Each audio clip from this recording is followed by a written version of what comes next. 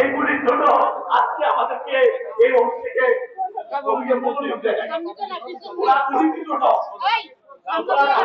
প্রতিবাদ করি। আমরা এগুলি সম্পর্কে বলবো, এই কারণে আমি এই কাজ করে নাই। সুতরাং এই দেশের জনগণের কাছে এই দেশে আমরা মানুষের কাছে বলবো, আমরা কারা, আমাদেরকে আপনারা চিহ্নিত করেন। আমরা কে, আমরা বলেন কে, আমরা কি দুর্নীতিবাদ, আমরা কি দেশিস। আর আজকে দেশিস সম্পর্কে একটা কথা বলা লাগবে। এই আইনজীবী এই যে আমাদের চিন্তা করছে যারা আছে, কিভাবে আমরা জীবিত থাকতে একটা নিয়োগ পাই।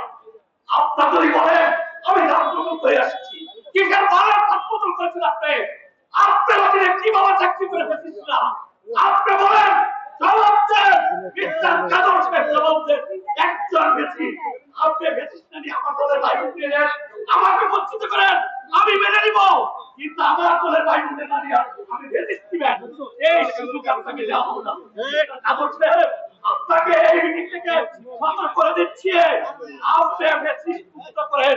আর যদি বেশি সুস্থ না করতে পারেন তাহলে আমাদের ভিন্ন আমরা দুর্বল করবো। আপনাদের একদম একটা থাকবে আপনার বদলে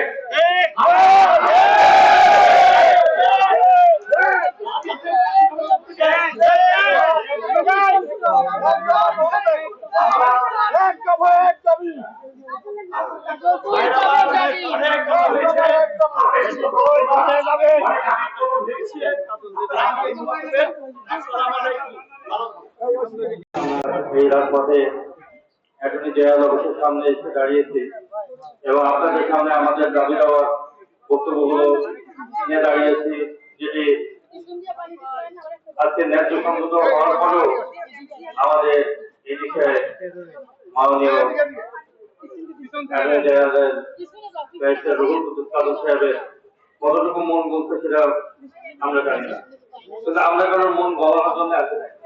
আমরা আসছি আমাদের অধিকারের জন্য। আজকে আমাদের অধিকারটা কি? আমাদের দল ক্ষমতায়, আমাদের গত 17 বছরে যারা রাজপথে দীর্ঘদিন ধরে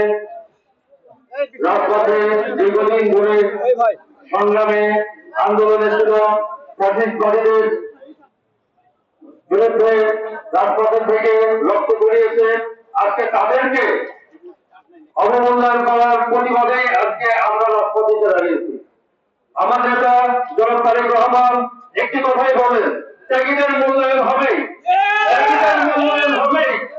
আর সেই কথাকে সামনে রেখে আপনাদের মাধ্যমে জনাব তারেক রহমানের কাছে আমার এই বক্তব্যটা দিতে চাই যে গত 17 বছরে আমাদের এখানে একটা ফোরাম রয়েছে, এই জাতীয়তাবাদী আইনজীবী ফোরামের যে নিয়মগুলো রয়েছে সেখানে আমাদের প্রত্যেকেরই এক একটি করে ফর্ম পূরণ করে এখানে জমা দেওয়া হয়েছে এবং আমরা জাতীয়তাবাদী আইনজীবী ফোরামের মেম্বার হিসেবে যে ফর্মগুলো ফিল আপ করে রেখেছি সেই ফর্মগুলো আমাদের মাননীয় দপ্তর সম্পাদক, কেন্দ্রীয় দপ্তর সম্পাদকের